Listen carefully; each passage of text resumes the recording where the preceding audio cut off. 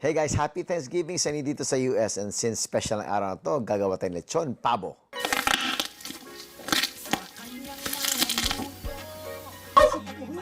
Pero bago tayo makapag-lechon, tutulungan tayo ni ate para manghuli ng organic na turkey. Wow, wow! Wow!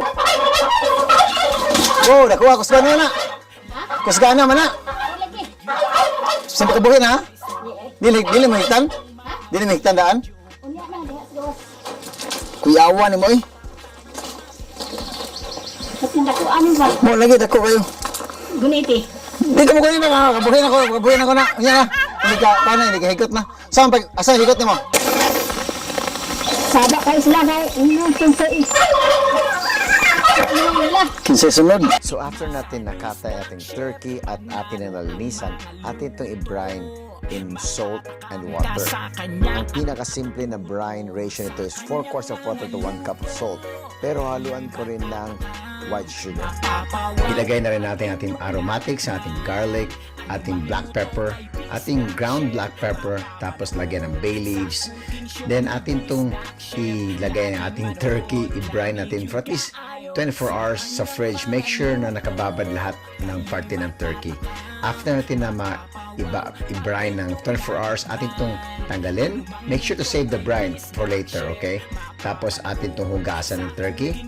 Then, after natin mahugasan ng maigi, atin itong lagyan ng ating mga Pilipino na stuffing like lemongrass, may garlic, bay leaves, may chili or pwedeng bell pepper, asin, and of course, ang ating mga paminta, whole black pepper, tsaka ground black pepper. And then, lagyan ko rin ng Hondashi granules. Atin nilagyan ng paminta ang loob ng ating turkey para talagang malasa.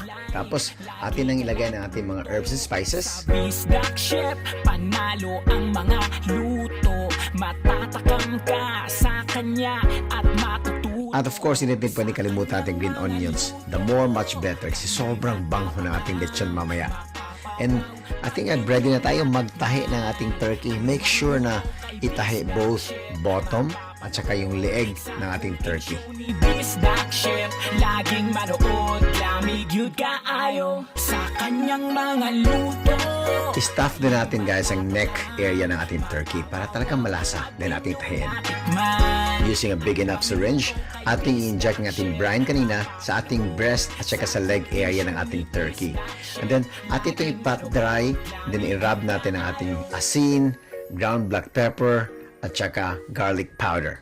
Then ready na natin ituhog ng ating turkey with our metal pole. Guys, atin ito i-lechon sa ating charcoal. Tapos, depende sa laki ng turkey, but ang internal cooking temperature ng turkey ay at least 165 degrees Fahrenheit sa breast area at saka 175 degrees sa thigh area. At kung kailangan nyo magdagdag o magbawas ng charcoal, you can do it as needed. The whole process, guys, is quite painstaking at saka medyo matagal-tagal, pero worth it talaga yung finished product. At kung matikman nyo, very moist yung loob at saka medyo crispy yung ating wings at saka leg area. Kayo'y matatakam, mapapawag.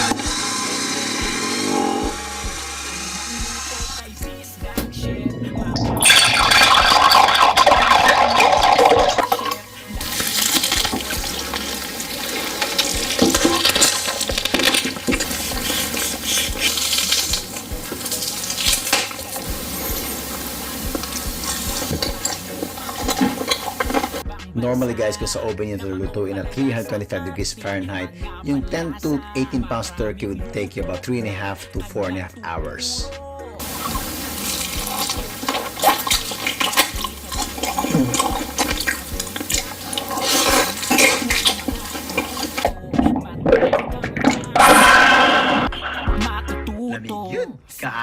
Sa cooking show ni Bisdak Chef, laging manood, lamig yun kaayo.